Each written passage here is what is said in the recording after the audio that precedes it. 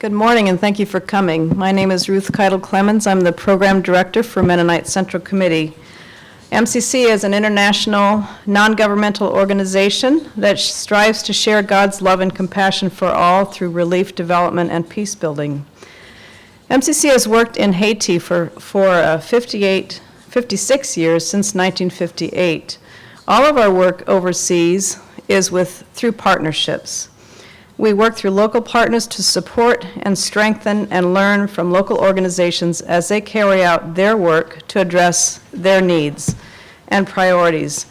And as part of our commitment to build just economic relationships, MCC seeks through these international partnerships to resource and strengthen local community-based organizations that are mobilizing to meet basic needs so that their efforts will be sustainable for the long term. As an Anabaptist Mennonite organization, MCC strives to integrate peace building as part of all of our work. For example, when responding to disasters, MCC works with local groups to distribute resources in ways that hope to minimize conflict. MCC designs project plans with community and church groups to ensure that projects meet their local needs and priorities in a way that is just.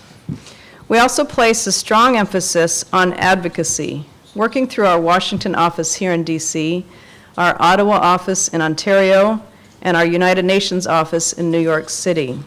Speaking on behalf of our local country partners, MCC advocates for policies at home and abroad that work towards a more just and peaceful world.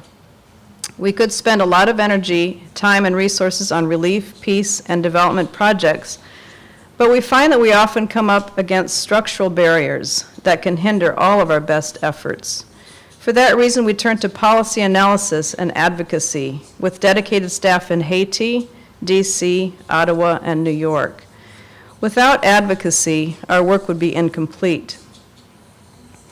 So in the years since 2010, the earthquake in Haiti, MCC has focused much of our energy with partners working in advocacy on housing and shelter, Haitian partners who have the will and desire to ensure that Haitians have access to safe and affordable housing. The obstacles are great. Now is our chance to come together and name those obstacles and to name some potential solutions. So why hold this housing conference now, and why in Washington? You could say that we should have had this conference 4 years ago, soon after the earthquake, or you could say that we should have had it 40 years ago, because as we'll hear from our panelists, the January 2010 earthquake was only a culmination of decades of changes in Haiti, which brought together, in a sense, the perfect storm, which led to so much devastation with the earthquake. But we didn't hold the conference 4 years ago or 40 years ago. We're having it now, and maybe now is the time that we're truly ready to listen to one another. Now that there has been time for reflection since 2010, time to test some solutions, we need to move forward with concrete positive change. As you look at the panelists, you will see almost exclusively Haitian voices. A vital part of our work as MCC is listening to local voices and letting them lead the way.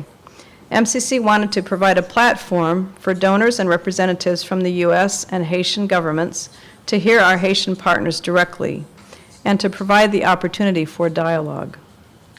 We chose Washington as the place to convene. While we understand Haitian civil society organizations to be central stakeholders to these conversations about access to safe and affordable housing, we recognize that there are many agencies and offices right here in Washington, D.C., that make many decisions about how and where aid and reconstruction funds are spent in Haiti. There is a great need for dialogue among these various actors right here in Washington, and this is why we brought the conversation to D.C. So there are often two or more conflicting narratives about Haiti.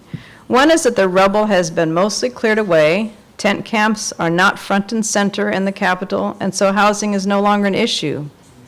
We all know that's not the right narrative. If it were, we would not be here. The other narrative is that more than 85,000 people still live in tent camps without access to basic services and with the continual threat of eviction. In fact, I saw this is true when I visited Haiti in January of 2013. I walked through one of these tent camps and talked with people and was very personally moved by their plight. So we thought that it was important to bring these realities to Washington for discussion. We hope that today will foster open dialogue about the realities of addressing these challenges in a complex political environment. We hope that you will hear from a wide spectrum of actors to get a broad view of the multidimensional response that will be required to make lasting changes in the housing sector in Haiti. We hope that this unique opportunity can be used by all to look at where we've come from, take stock of where we are, and envision where we could head for the future.